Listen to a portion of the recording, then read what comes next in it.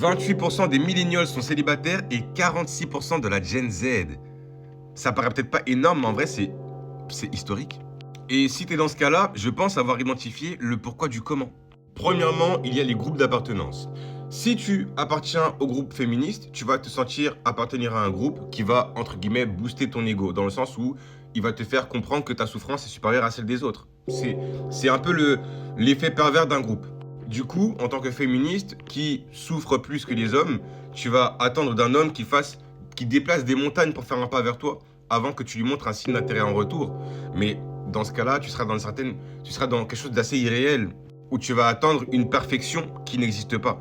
De l'autre côté, par exemple, un homme qui va se dire plus masculiniste, bah lui, ce sera la même chose. Il va penser qu'il souffre plus que les femmes.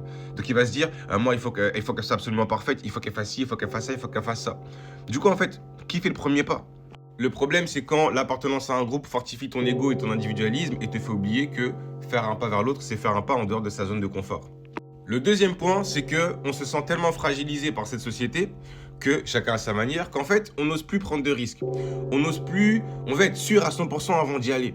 On veut que tous les voyants soient verts, mais c'est quasiment impossible, ça n'a jamais existé. En tout cas, avant, on avait beaucoup moins peur. Et même rien qu'avant l'époque Covid, on avait beaucoup moins peur, on était beaucoup plus insouciants, mais on apprenait tout autant. Et ça se passait très bien. Et les gens étaient beaucoup moins isolés. Et on nous inculque une mentalité où tout le monde est remplaçable, on peut toujours trouver mieux. Et en fait, c'est un peu le bâton et la carotte qui se perpétuent au fur et à mesure des années. Jusqu'à ce qu'on se rende compte que, mais en fait, j'aurais pu construire quelque chose avec cette personne. Mais en fait, on avait tel point en commun. Tu vois? Le mieux est l'ennemi du bien. Et l'illusion du mieux, l'illusion de je peux trouver la perfection, est l'ennemi du bien.